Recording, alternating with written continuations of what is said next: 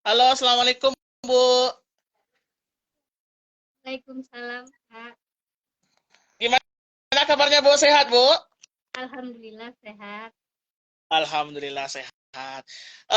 Kita mulai saja ya Bu. Ya, Baik, assalamualaikum warahmatullahi wabarakatuh.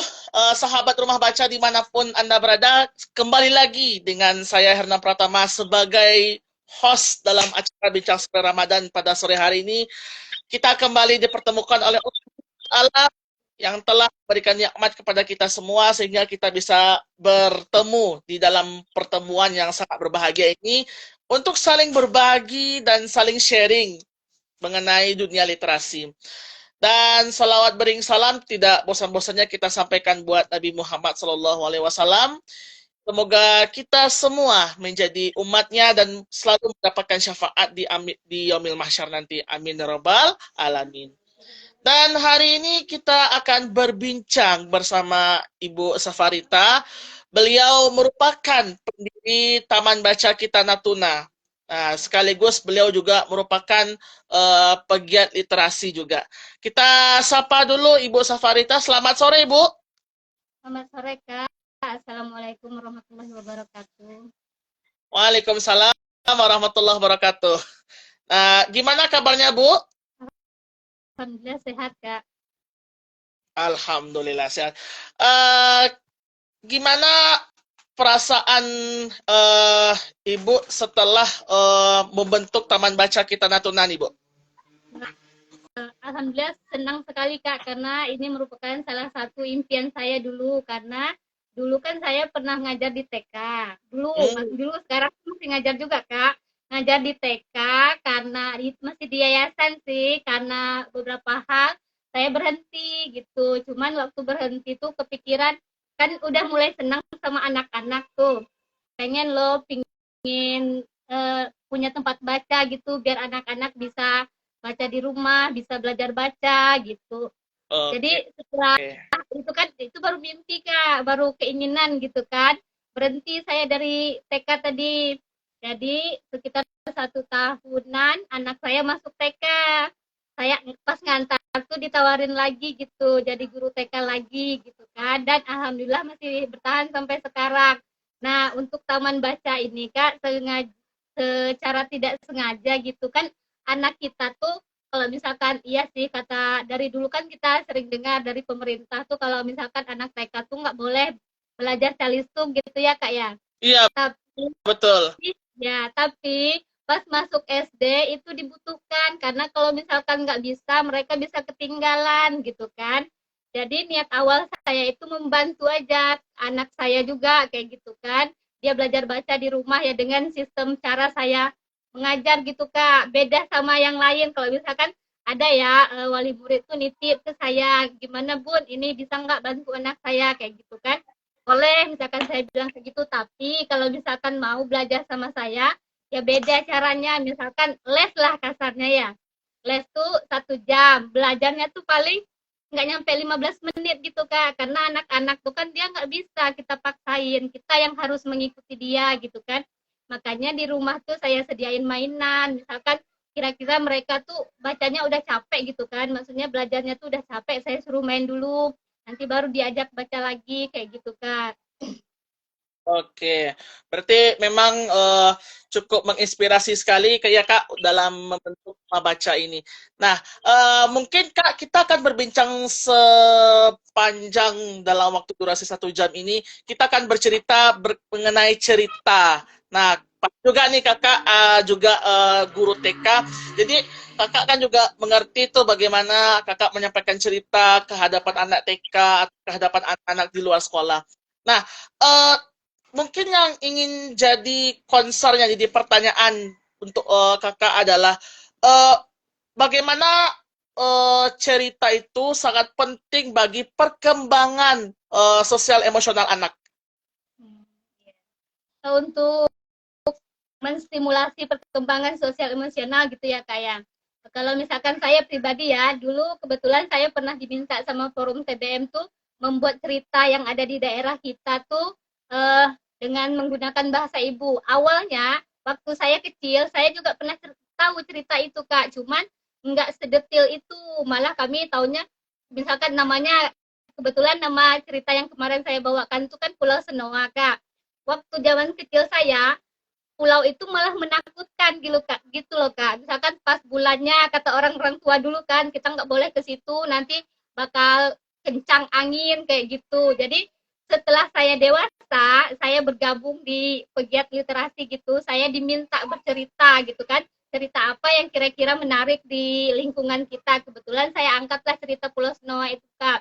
Padahal di cerita itu menceritakan tentang seseorang yang tadinya merantau ke Bunguran gitu. Terus dia maaf kehidupannya masih pas-pasan.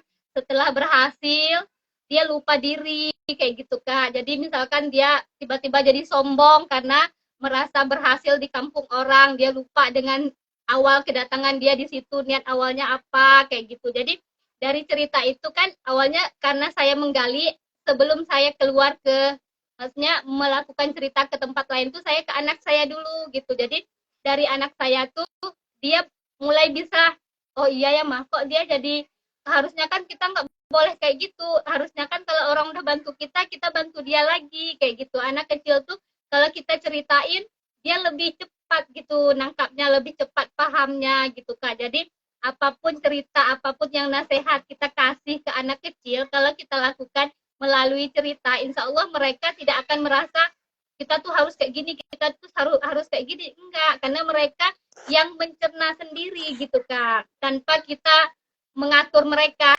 gitu. Sejauh yang saya pahami sih seperti itu Kak, manfaat bercerita itu sangat luar biasa sekali. Kalau untuk menanamkan pesan moral untuk anak-anak, apalagi anak usia dini. Oke Kak. Jadi kalau tadi kakak juga bercerita, kakak setelah bergabung dari forum TBM, kakak ingin menyampaikan cerita dalam bahasa ibu. Nah, yang jadi permasalahan sekarang ini kak adalah bagaimana pelestarian cerita dengan bahasa ibu. Kadang kita melihat bahwa cerita-cerita yang disampaikan itu dalam berbahasa Indonesia yang terkadang istilahnya itu terkesan bias dan terkesan ambigu. Nah, bagaimana kakak ketika menyampaikan cerita kepada anak, baik anak sendiri maupun anak di lingkungan TBM, bagaimana kakak menceritakan dengan bahasa ibu kakak?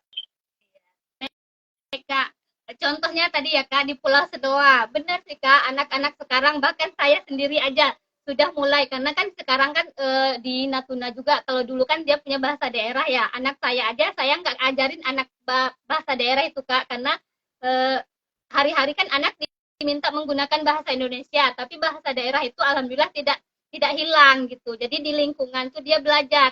Contohnya di cerita Pulau Senoa tadi itu kan apa namanya, si suami istri itu kan dia pencari kerang lokan kalau di sini bilangnya tuh.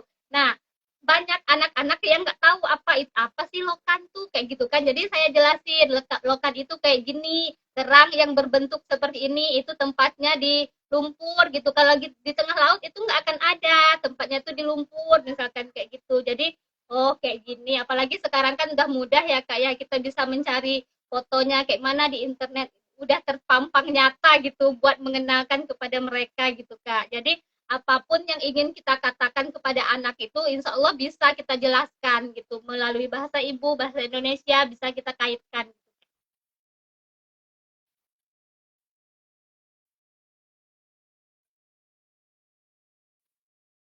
Maaf Kak, suara Kakak nggak kedengar. Ya, oh ya maaf.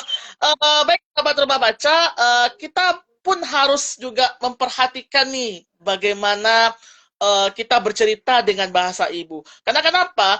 Karena perlahan di era teknologi sekarang itu uh, menyampaikan cerita itu merupakan sesuatu yang dianggap kuno, sesuatu yang dianggap jadul, sesuatu yang dianggap ngapain baca cerita itu gak penting gitu.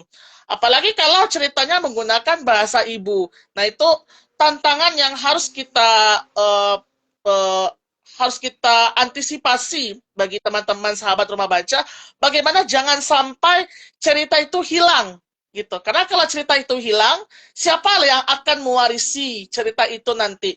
Mungkin ketika saya sudah tiada atau Kak Rita sudah tiada, Kalau tidak ada cerita itu diturunkan secara turun-temurun, maka cerita itu akan hilang.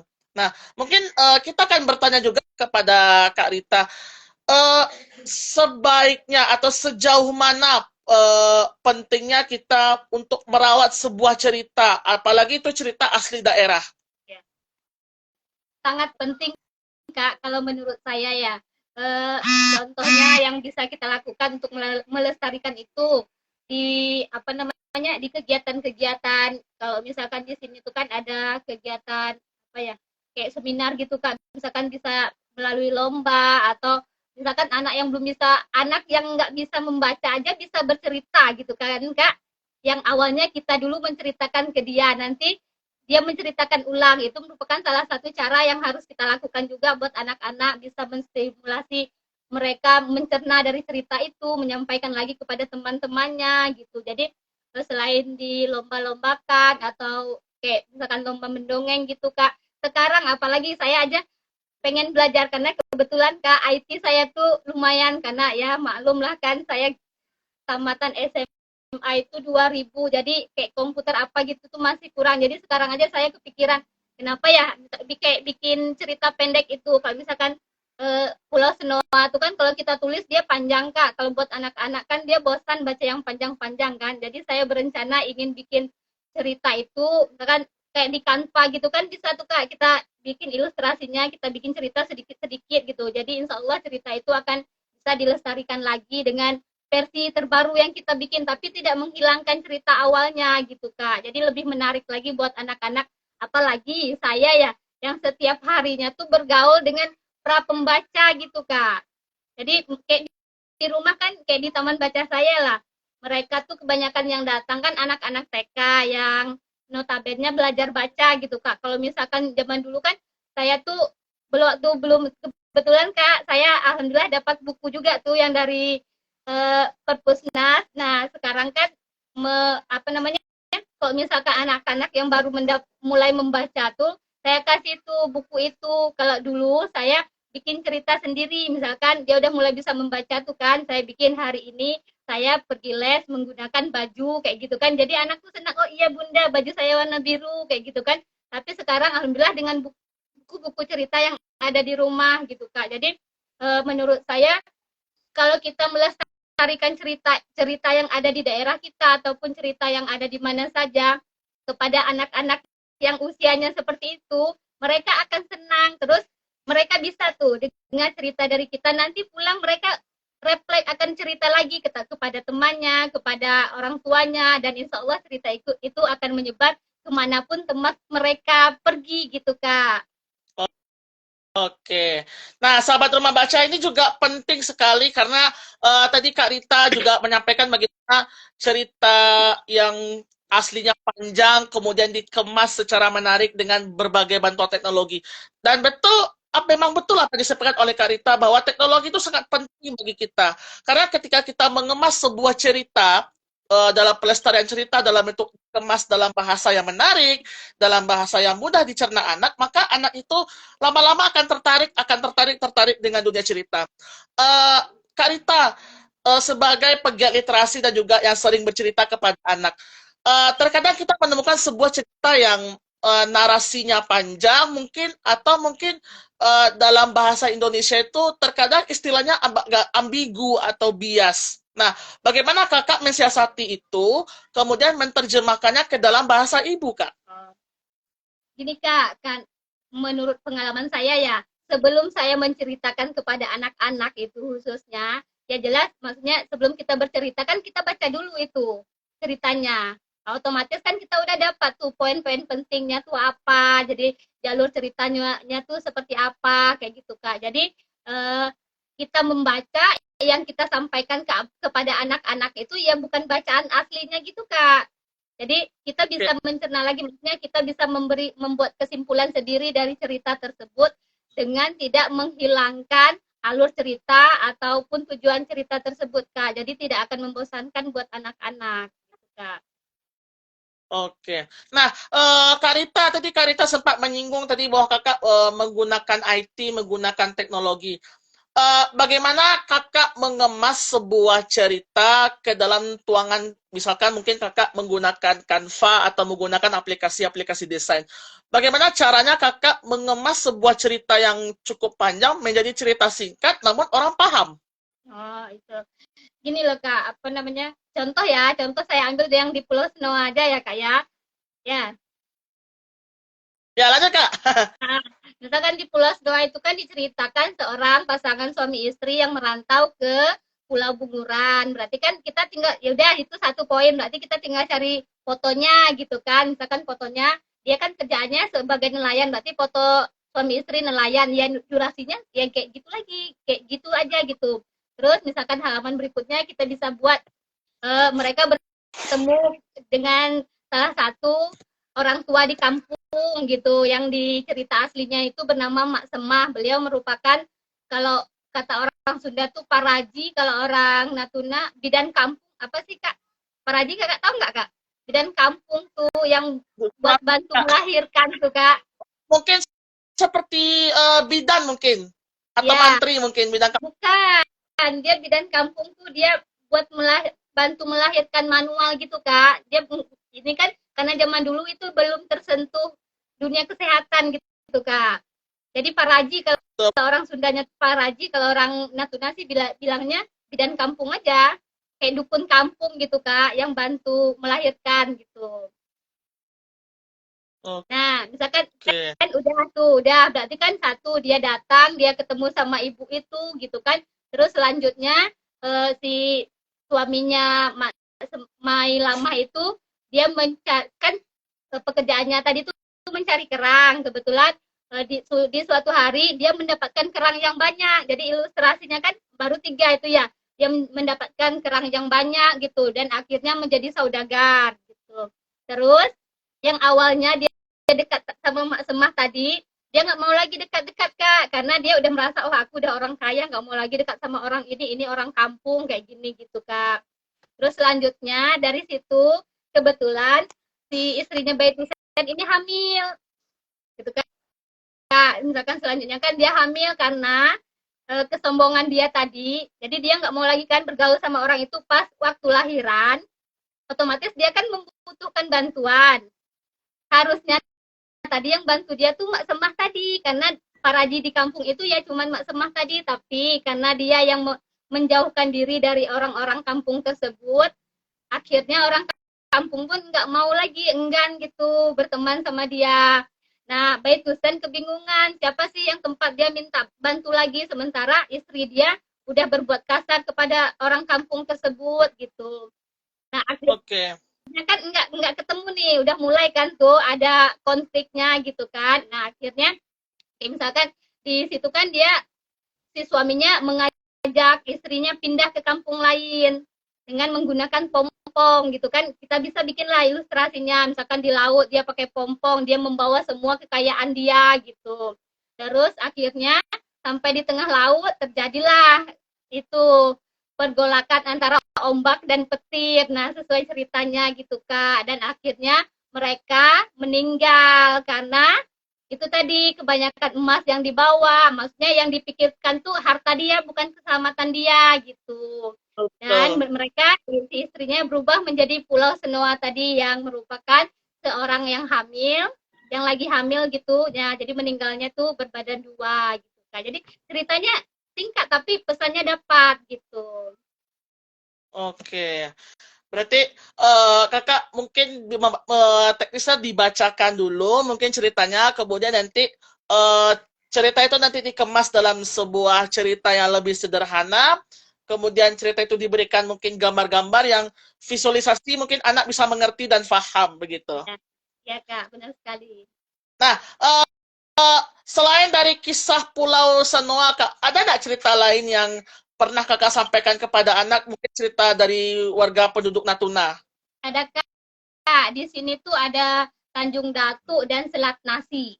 Nah, kalau yang Selat Nasi itu Kak, itu sebetulnya cerita antara dua kerajaan gitu ya, apa? Ya, dua kerajaan. Jadi itu cuma salah paham aja gitu karena dia kan misalkan dari pulau sini ke pulau sini tuh dia ingin menyatukan kerajaan itu dengan cara menikahkan anak mereka. Raffi, karena dia kan beda pulau tuh, beda pulau. Dan Betul. janjinya kan kita aja ya Kak ya, kadang mikirnya kayak gitu. Kita misalkan janji kami akan datang pada hari, misalkan contoh hari inilah kan, kami akan live pada hari ke-15 Ramadan. Tahu-taunya saya telat masuk tadi, misalkan entah itu karena jaringan, entah itu karena apa, misalkan gitu kan. Tapi kakak nggak mau terima, nggak mau dengar apa sih penjelasan saya kenapa saya telat gitu. Nah di cerita Selat Nasi itu kayak gitu Kak. Jadi dia mau menikahkan anak dia dari pihak perempuan ke pihak laki-laki. Ini pihak laki-laki itu sebetulnya udah berusaha datang tepat waktu, tapi karena di perjalanan melewati laut, ombak besar, angin kencang, ya kan nggak mungkin mereka langsung daripada kecelakaan misalkan kayak gitu kan Kak. Jadi mereka tuh berteduh dulu gitu. Jadi mereka sampainya di waktu yang bukan waktu yang ditentukan. Nah, maka terjadilah di situ pertengkaran atau kesalahpahaman dari kedua belah pihak itu gitu Kak. Jadi di si dari pihak perempuan ini merasa malu, kayak merasa dibohongin, kan datangnya harusnya tanggal sekian tapi kok datang sampainya tanggal sekian gitu. Jadi yang dihidangkan itu maaf Kak, masakan yang udah dia sediain, yang udah basi gitu, nasi yang udah basi, dia kasihlah ke mempelai yang laki-laki itu. Padahal kan harusnya kan nggak boleh gitu, kita tanya dulu kenapa dia ini, tapi karena udah emosi duluan tadi, ya udah biar aja kayak gitu sampai dihamburkan nasinya. Jadi itulah yang menjadi selat, yang disebut selat nasi itu, karena nasi itu yang dihamburkan menjadi pemecah atau memberi jarak antara pulau yang satu dan pulau yang satu. Itu salah satu cerita juga yang ada di Natuna Kak. Berarti banyak cerita-cerita yang khas daerah mungkin yang belum dieksplor ya, Kak? Ya, banyak sekali Kak.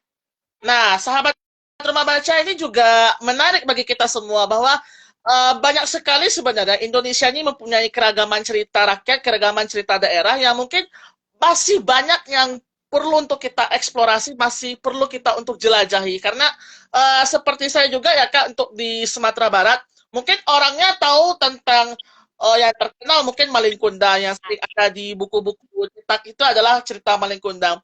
Tapi banyak orang yang mungkin nggak tahu ada banyak cerita lain.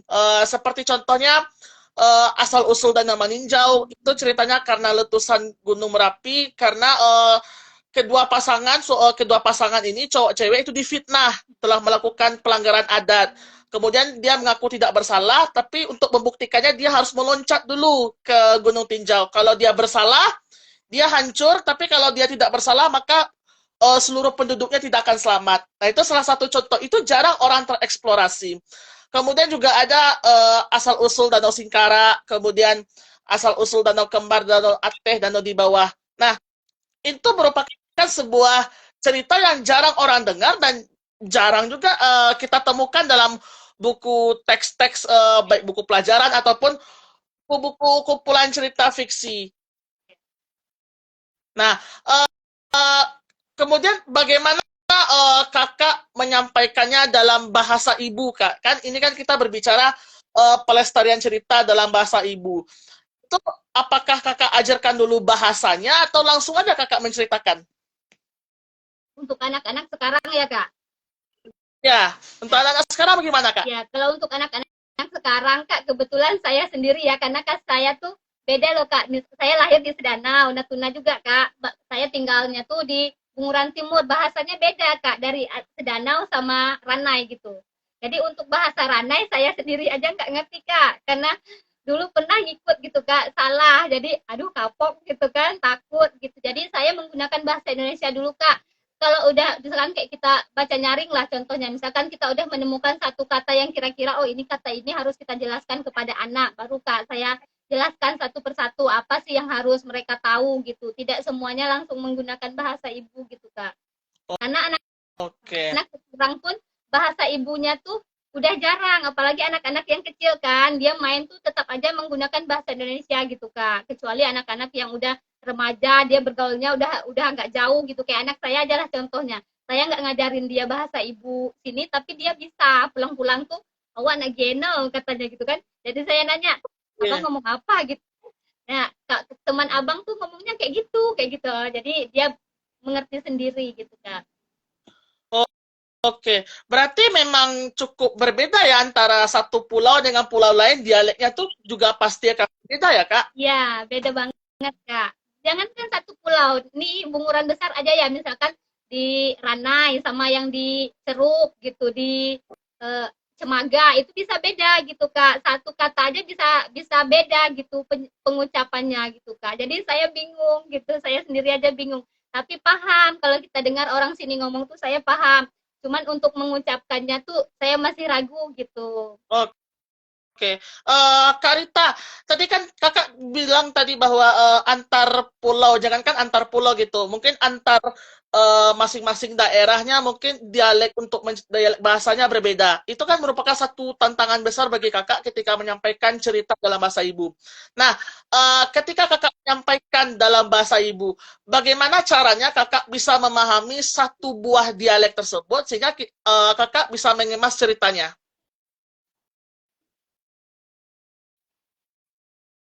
Ya. Ya bentar ya Bang, ada tamu Kak. Bentar ya. Ya, ya Pak, maaf Uh, Kak. Mana tadi Kak? Gimana caranya? Bagaimana caranya kakak menyesuaikan bahasa dialek daerah tertentu gitu supaya kakak bisa menyampaikan ceritanya? Ya, saya harus belajar lagi Kak. Kayak dulu kan, saya tuh jadi kebetulan dulu pas saya menceritakan di forum TBM tuh kalau nggak salah itu kegiatan muhibah dongeng ya. Ceritanya yang Pulau Senoa juga. Ada mama masih almarhum Kak. Beliau bilang itu salah katanya karena beliau kebetulan orang asli Ranai kan, Bunguran Timur. Saya lahirnya di Sedanau, bahasa kita tuh beda gitu. Jadi misalkan mau bilang mana ya? Saya bahasa sini aja saya bingung gitu Kak. Misalkan mau bilang dek se dek gitu kan. Misalkan mau bilang hasilnya tuh udah nggak ada lagi gitu dek se dek. Jadi kalau di sini bilangnya apa? Kalau di Sedanau tuh udah isi agi gitu kalau jadi di Rana itu di CD gitu jadi saya harus tahu dulu gitu satu-satu bahasa itu salah nggak nanti saya ngomongnya gitu yang saya yang harus belajar lagi gitu kak mencerna apa sih ini artinya apa gitu kak. Oke, oke. Berarti memang tips itu memang kita harus belajar untuk mengenal satu bahasa dialek karena kalau kita tidak paham dengan satu tersebut, kita mungkin akan bingung, akan susah bagaimana cara kita menyampaikan cerita dalam bahasa dialek tersebut. Betul ya, Kak? Ya, benar sekali Kak. Lagian kan takutnya nanti ngomongnya gini, artinya gini, mimik kita beda gitu kan, karena kalau kita nggak paham gitu kan. Betul, Jadi yang betul, harusnya kita senang malah kita lurus aja kayak gitu. Berarti kan orang nggak menikmati cerita kita karena apa yang kita apa yang kita ucapkan itu nggak sesuai dengan pembawaan kita gitu Kak. oke. Betul juga sih Kak, karena kenapa kita harus belajar kembali supaya kita bisa lebih mengupgrade diri dan sekaligus kita bisa nih memperkenalkan dialek tersebut kepada khalayak ramai. Jadi merasa bahwa oh Kepulauan Natuna itu tidak hanya satu dialek itu, tidak hanya bahasa Melayu aja gitu. Ya. Ada istilah kayak turunan-turunannya atau anak cucu cicitnya yang bisa kita pelajari, yang bisa kita kenali. Dan betul juga tadi sudah baca tadi kisah Pulau Senoa memang cukup menarik ya Kak. Iya Kak. Ya seperti itulah Kak ceritanya lumayan membuat apa ya emosi kita memberikan eh, pesan moral betul-betul apalagi buat anak-anak kan harusnya kayak mana sih kita bersikap kepada orang tua apalagi orang itu udah merupakan awalnya yang dibilang udah menjadi keluarga kita masa sih kita seperti itu gitu kan. Oke oke. Kak, saya ingin tanya nih, ada nggak cerita-cerita yang mungkin bagi kakak susah untuk memahami si ceritanya tersebut, baik dari secara dialeknya maupun secara bahasanya? Sejauh ini alhamdulillah sih Kak paham gitu. Cuman saya tuh sekarang lagi gimana ya? Apa nggak bisa diam kayak saya nih kan. Kebetulan sekarang saya tuh tinggalnya di Padang Kura Kak. Jadi Hmm, ada dalam pikiran tuh, kenapa ya ini namanya Padang Kura gitu. Jadi lagi nyari orang tua di sini tuh yang tahu kenapa sih ini dulu namanya Padang Kura. Contoh yang kami tempat lahir saya kan namanya Sedanau. Dulu waktu saya zaman MTS apa aliyah ya, pernah diceritain sama guru kami Sedanau itu namanya karena dulu tuh ada perjalanan kerajaan mana gitu Kak datang ke Sedanau memang ketemu katanya danau, ada di Sedanau tuh ada danau, tapi sampai sekarang jika orang yang menemukan danau itu dua aja katanya, kalau enggak kaya ya bakalan meninggal, makanya danau itu jarang diketemukan. Entah itu betul atau enggaknya saya juga enggak tahu kan, jadi saya penasaran ini kenapa sih namanya Padang Kura gitu kan. Cuman orang sini sih maksudnya desas-desus kecil-kecilnya dulu bilangnya ya mitos mitos lah gitu ya, katanya enggak, kalau misalkan tengah hari ketemu kura-kura di jalan tuh nggak boleh diambil gitu kak. Itu baru mitos yang saya kumpulkan aja, tapi saya masih mencari kenapa sih namanya Padang Kura gitu kak. Oh, oke. Berarti mungkin cerita Padang Kuranya tidak jauh berbeda kalau di tempat saya itu ada namanya ikan sakti Sugejani. Yang itu juga ada pantangannya tuh Kak. Kalau kita ngambil ikannya itu, kalau kita ngambil ikan larangan itu, katanya kita akan mendapatkan tual, musibah, sial, dan juga kutukan katanya gitu. Tapi kan itu hanya sebatas Ya, mitos yang kita percayai oleh masyarakat. Nah, Kak, kalau begitu Kak, dengan kekayaan bahasa daerah yang Kakak alami, yang telah Kakak pelajari gitu, apa yang Kakak rasakan ketika Kakak bercerita kepada anak dengan bahasa daerah tersebut?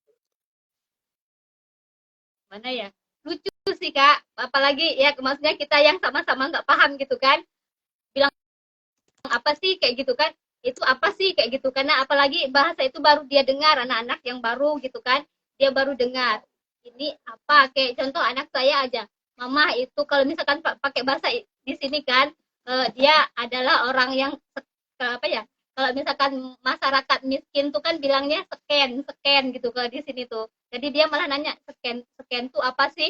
Nah, kalau anak sini kan taunya apalagi yang udah remaja, scan tuh kayak scan buat bekas apa kayak gitu, jadi kita jelasin scan itu keadaan orang miskin tapi miskinnya banget gitu. Berarti Jadi berarti memang eh, eh, anak-anak itu jadi lebih tahu gitu ya nah, bagaimana bahasanya gitu. Mungkin kalau bagi dialek-dialek di kota seperti ini, dialek di kepulauan ini seperti ini, begitu ya ya Kak? benar kak. Nah, Kak, kalau begitu, bagaimana respon dan support dari masyarakat tentang aktivitas Kakak nih yang memperkenalkan bahasa ibu melalui cerita-cerita yang Kakak sampaikan? Alhamdulillah sejauh ini sih luar biasa ya kak, bahkan saya kemarin tuh pernah juga apa namanya kayak anak TK tuh kan, anak TK kan dia senangnya sama cerita-cerita gitu kan, jadi kalau misalkan pas masuk aja, bunda kami mau dibacain buku kayak gitu kan, atau kalau misalkan saya malas baca buku ya udah saya bikin cerita sendiri aja gitu, yang kira-kira buat mereka tuh ada pesannya, cerita apa aja, karena menurut saya apapun bisa kita kita ceritakan, tingkah anak aja misalkan kita mau ngajarin anak itu nggak boleh loh balas temannya tuh, misalkan dia lagi main nih, yang satunya mukul lagi, kita dia nggak boleh balas, berarti bisa kita masukkan ke cerita gitu kan, harusnya kayak gini bisa menggunakan bahasa sehari-hari gitu kak. Jadi menurut saya cerita itu gimana ya, adalah teman, ya teman yang paling betul-betul mengingatkan kita gitu loh kak. Oke. Nah, tadi Kakak juga bilang bahwa Kakak pernah ikut kegiatan Muhibah Dongeng dari Forum TBM, betul ya Kak? Betul. Nah, waktu Kakak mendapatkan penugasan nih dari panitianya nih, Kakak menyampaikan kepada anak-anak apakah dalam bahasa Indonesia atau cerita itu Kakak sampaikan dalam bahasa ibu? Kalau untuk di forum TBM yang pertama tuh karena memang diminta dengan bahasa ibu, saya menggunakannya dengan bahasa ibu. Yang kedua tuh kalau nggak salah saya pernah buat cerita judulnya tuh Ririt Burung Kecil yang Kuat. Itu cerita diri saya sendiri kak. Ya Allah Oh, waktu itu gimana ya, mungkin orang itu maksudnya audiens yang ada di forum TBM tuh ada yang ikut nangis itu karena kebawa emosi saya ya kak. Saya ceritain itu karena maaf ya kak, mungkin kan kemarin kita tuh zaman COVID gitu ya. Nah, betul-betul. jadi mama saya itu salah satu, kalau saya maaf ya Kak, saya orang yang tidak percaya COVID gitu Kak. Bukannya nggak percaya gitu. Percaya, cuman mama saya tuh almarhum memang udah uzur, beliau tutup usia itu di usia 78 tahun Kak. Jadi pas sakit Kak, aduh nanti saya pas sakit tuh kan beliau drop bawa ke rumah sakit. Jadi di rumah sakit tuh dibilangnya kayak gini gitu. Ya udahlah Kak, sebagai warga negara yang baik kan kita ngikutin gitu Kak. Masuk zuhur katanya mau dimasukkan ke ICU, kami tunggu aja di swab pertama tuh negatif. Terus tunggu nggak jadi masuk zuhur, asar masuk di swab lagi positif gitu Kak. Apa nggak stres kita ya kan Kak? Jadi kami masuklah di ruangan isolasi Kak. Jadi maaf ya Kak, jadi sedikit cerita ya. Jadi ya, tapi ini salah satu cerita yang saya bawakan juga di forum TBM kemarin Kak. Judulnya itu Ririt Burung Kecil yang Kuat gitu Kak. Jadi menceritakan seorang anak yang merawat ibunya gitu Kak. Tapi di situ kan maaf ya, saya menggambarkan pemerintahan itu kayak kerajaan gitu Kak. Tapi zolim, maaf ya kalau misalkan yang nggak setuju ya. Ini kan sesuai pemikiran saya aja gitu ya. Jadi mama saya masuk tuh, besoknya tuh saya melihat sendiri Kak, ada almarhum di sebelah gitu kan meninggal karena COVID. Saya dari mama meninggal berarti 40 tahun, dari usia ya dari kecil sampai 40 tahun itu nggak pernah pisah Kak dari ibu. Jadi melihat sendiri eh, orang yang meninggal karena COVID itu digimanakan gitu Kak. Aduh, perih kali gitu Kak.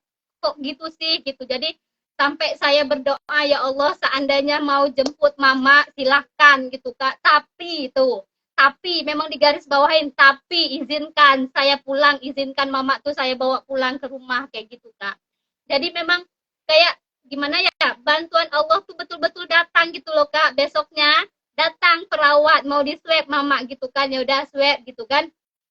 Nunggu lagi nih jawabannya tuh sampai zuhur, ditunggu zuhur nggak ada. Akhirnya asar tuh ditelepon sama dokternya entah siapalah itu ya kan, nelpon katanya ini keluarga Bu Minah ya, kebetulan almarhum tuh namanya Minah kan. Jadi ya dikasih tahu kalau mama itu udah negatif. Masya Allah Kak, senangnya, maksudnya saya udah nggak mikir lagi mama mau meninggal mau kayak mana tuh udah nggak mikir lagi, yang penting bisa keluar dari ruangan isolasi, bisa dibawa pulang dan tidak dimakamkan secara COVID, itu aja tujuannya. Alhamdulillah Kak, atas bantuan Allah itu saya alami sendiri dengan emosi yang luar biasa. Oke, oke. Jadi Berarti memang dapatlah cukup cerita itu. Jadi menjadi motivasi ya, Kak? iya, iya Kak. Maksudnya ada baik buruknya gitu Kak. Maksudnya bukan kita nggak percaya, kita percaya, tapi masa sih gitu secepat itu bisa berubah gitu kan. Tapi insya Allah, dan itu memang yang terbaik buat Allah untuk saya. Terasa banget gitu kok, langsung sampai gitu Kak. Oke.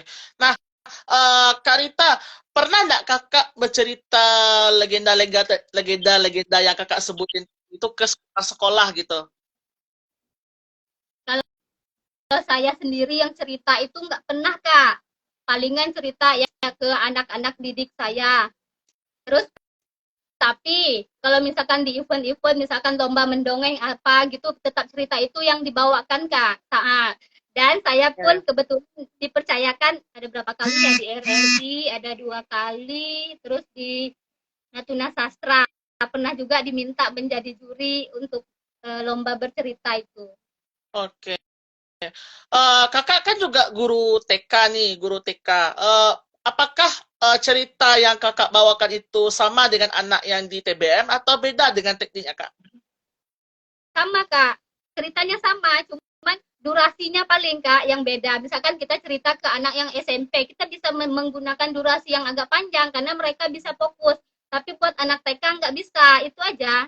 Jadi gimana cara kita menggunakan waktu dan mencari fokus anak itu di dalam bercerita. Kalau Oke. Nah, ceritanya sama kan, ya Kak. oke. Ada nggak kendala yang kakak hadapi ketika kakak menyampaikan sebuah cerita? Oh, kalau kendala, apalagi kalau buat di anak PAUD ya Kak, kendalanya cuma satu itu Kak, membuat mereka fokus aja. Ya namanya anak-anak kan dia susah fokus gitu. Apalagi anaknya kalau misalkan sampai 30, 40 gitu kan, dia duduk bentar aja, bentar dah itu toel temannya ngomong gitu. Itu aja sih. Tapi kalau anaknya 3, 4 itu alhamdulillah bisa Kak, karena bisa kita rangkul, bisa kita dekatkan gitu kan. Bahkan kita bisa, misalkan contohnya nanti kamu kayak gini, bisa kita menjadikan dia itu menjadi tokoh di cerita itu. Tapi kalau udah banyak itu menurut saya yang menjadi tantangan, yang menjadi hambatan itu mengumpulkan fokus anak itu aja Kak. Oke. Kalau dari segi bahasa, apakah anak-anak itu mengerti dengan dialek atau bahasa yang kakak sampaikan dalam sebuah cerita? Karena yang saya gunakan untuk anak-anak itu bahasa Indonesia, insya Allah mereka paham kak. Tapi gitu tadi, kalau misalkan bahasa ibu itu satu-satu aja, kayak misalkan yang saya contohkan tadi lokan, misalkan dia mencari lokan, seripang, kayak apa namanya, kelekok, kakak di sini itu kelekok tuh apa ya, kerang yang kayak piramid tuh kak, Oh, pasti namanya tuh. oke. Nah, jadi paling kita menjelaskan itu aja, misalkan dia mencari kelekok, nanti anak tuh kan tahu kelekok tuh apa sih, nah, nanti kita yang jelasin, cuman satu-satu itu aja, tapi berceritanya kita tetap menggunakan bahasa Indonesia, karena kalau bahasa ibu tadi tuh yang pure bahasa ibu seperti yang pernah saya lakukan di Muhibah Dongeng Forum TBM dulu tuh, mereka nggak akan paham, saya aja ya kan, saya aja yang menggunakan itu harus belajar dulu tadinya gitu. Berarti kakak menyampaikan itu dalam bahasa Indonesia, tetapi ada beberapa istilah-istilah yang memang kakak menggunakan, ya kak? Iya gitu kak. Oke. Sahabat rumah baca, ini cukup menarik bagi kita semua bahwa teman-teman yang ingin bercerita atau ingin menyampaikan cerita asli daerahnya, mungkin bisa menyampaikan dalam bahasa Indonesia tekniknya. Nah, caranya gimana? Sampaikan dalam bahasa Indonesia, tapi jika menemukan istilah-istilah masukan, misalkan mungkin kalau di Minang, misalkan mungkin ada istilah kayak talam atau kayak panci atau kayak istilah-istilah yang bahasa-bahasa dialek daerah. Nah, buat mereka seperti berinteraktif, seperti bertanya, apakah ini? Nah, ketika sang anak menyatakan, apakah ini apa? Nah, berarti anak itu ingin lebih tahu mendalam mengenai budaya dan mengenai bahasa dialek setempat. Betul ya? Ya, betul sekali Kak. Kita yang membuat mereka penasaran, ini apa sih kayak gitu. Oke. Nah, Kak, kalau dilihat dari apa namanya ya? Kalau dilihat dari cerita yang Kakak sampaikan itu, eh, bagaimana anak itu bisa terpancing dengan istilah-istilah yang Kakak sampaikan gitu? Hmm. Jadi Kak, apa namanya?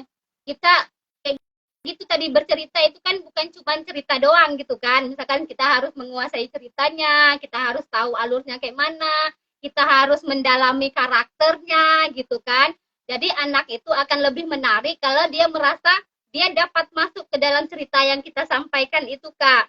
Terus apalagi ada bahasa baru yang mereka dengar gitu. Mereka pasti akan penasaran.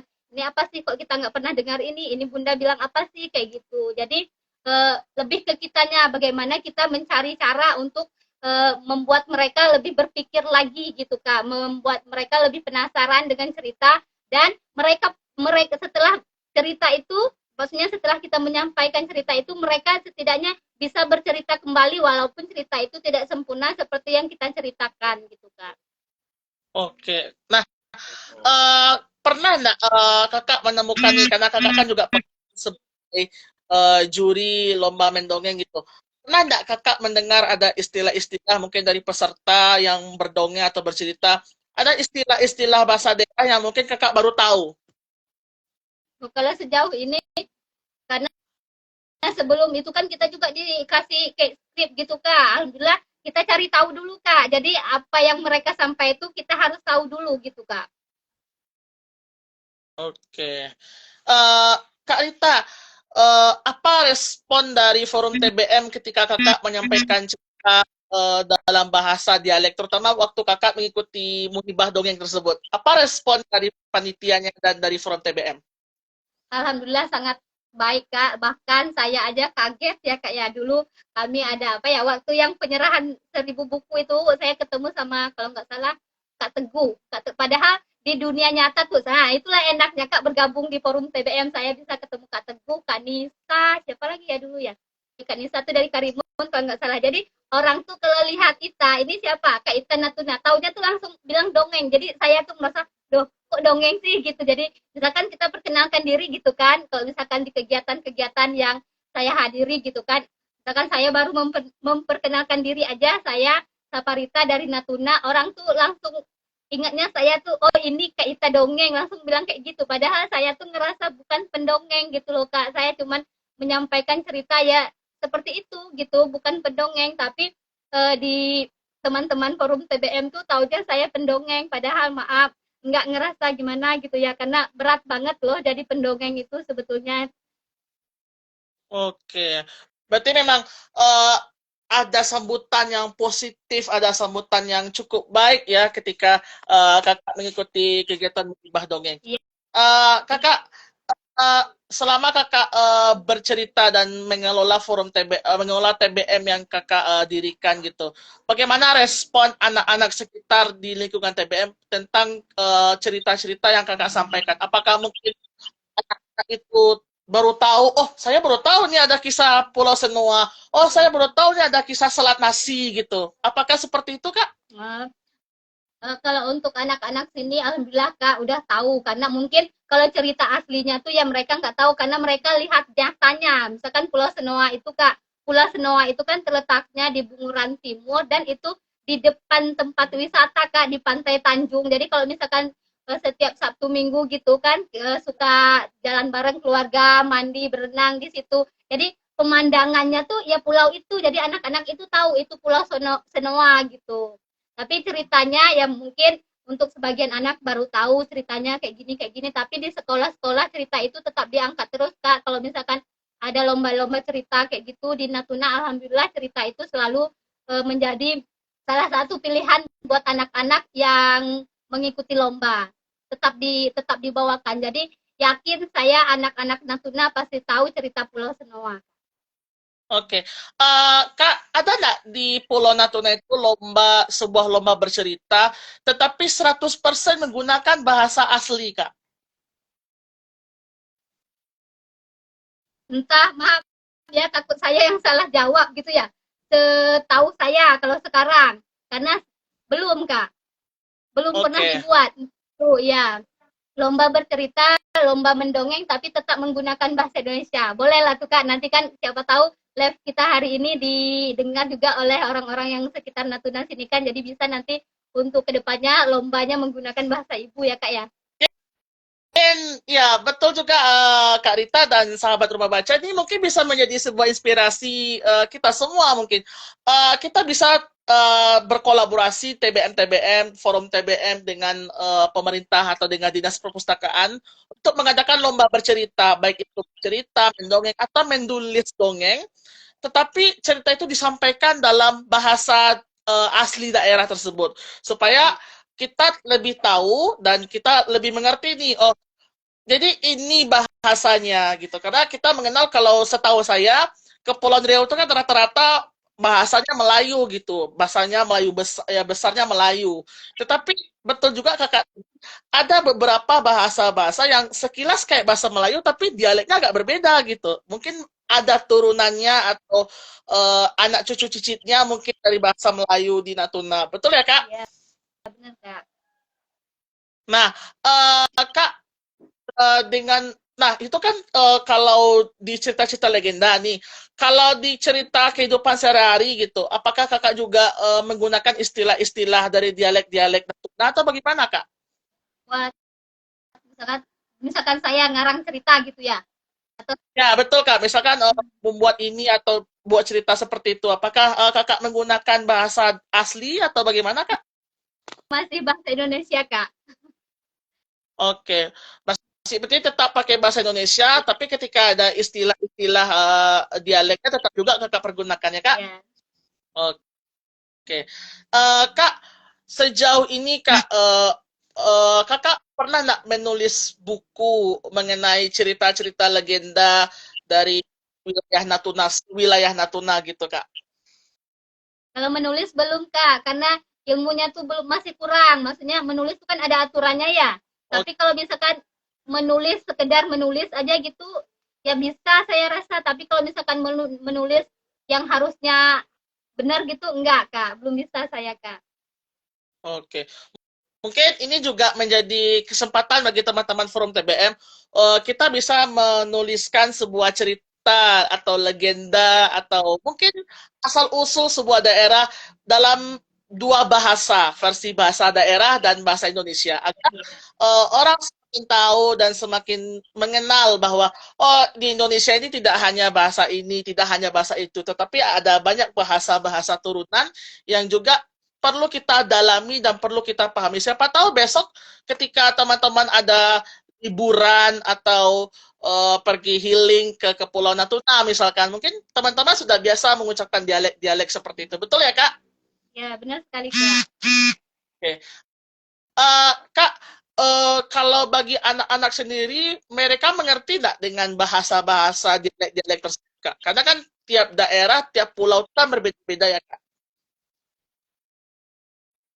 Kalau ngerti saya rasa, Kak. Kalau anak asli ya, asli Natuna gitu, ngerti saya rasa, Kak. Dan itu merupakan salah satu, apa ya, orang tuanya juga, Kak, yang harus, gimana ya, harus ekstra. Contohnya saya, karena saya nggak paham tadi, karena kita kan beda daerah nih. Kayak saya Betul. Danau sama Ranai kan beda gitu pengucapannya gitu kan. Jadi saya juga harus belajar lagi gitu. Kayak misalkan anak saya dulu waktu kecil dia malah bilang panjang tuh, panjang. Kalau di tempat lahir saya tuh nyebutnya panjong gitu, lebih ke o. Jadi kalau di Ranai ini apa ya? Pan, panjuang kayaknya gitulah sih. Tapi anak saya tuh ngomongnya penjeng karena yang dia tahu aja kalau misalkan tidak ya contohnya tidak tuh kalau di Sedanau endo, di Ranai ende. Jadi dia tuh konsennya tuh ke huruf E aja. Perbedaan yang panjang panjuang, Oke. panjuang ya Kak. Anak saya bilangnya penjeng. Jadi kan salah gitu Kak. Tapi tujuan dia tuh mau bilang panjang gitu. Ini kayu yang penjeng katanya. Ini kayu yang pendek gitu. Jadi penjengnya salah di pengucapannya. Harusnya panjuang gitu Kak. Oke.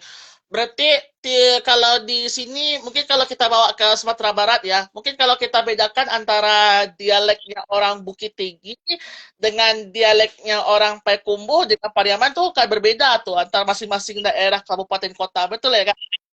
Ya. Oke. Kalau bagi orang tua sendiri, apa responnya mengenai cerita yang kakak sampaikan? Apakah mungkin orang tua juga senang gitu? Cerita yang saya dengar dulu masa kecil diulang kembali gitu. Ya.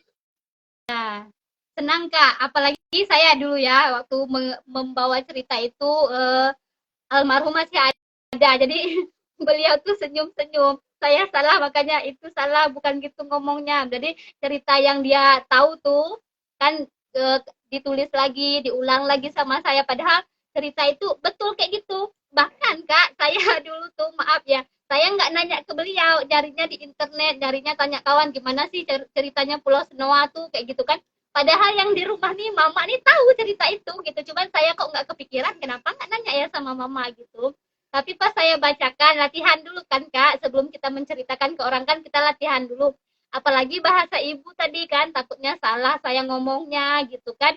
Jadi mama bilang itu salah, harusnya kayak gini, kayak gini. Jadi orang tua tuh terutama orang sekitar kita ya alhamdulillah sangat senang Kak melihat cerita itu diangkat kembali terutama menggunakan bahasa ibu bahkan mungkin bagi beliau kok anakku bisa ya bahasa ini kayak gitu kan yang awalnya karena bahasa Ranai sama Sedanau itu kan beda gitu. Betul. Mama saya tuh lahirnya di Ranai dan dari beliau memang menggunakan bahasa Ranai, saya lahirnya di Sedanau, saya menggunakan bahasa Sedanau, tinggal di Ranai itu kami menggunakan bahasa Indonesia gitu Kak. Oke. Berarti secara tidak langsung orang tua juga mendukung bagaimana pelestarian sebuah cerita, mungkin seperti cerita Pulau Senoa yang sangat identik dengan Kepulauan Natuna. Iya Kak. Nah, Kak, terakhir, apa pesan yang ingin kakak sampaikan kepada sahabat rumah baca dimanapun mereka berada untuk selalu melestarikan cerita-cerita, apalagi cerita dengan berbahasa daerah atau cerita-cerita asli daerah yang mungkin belum terjamah.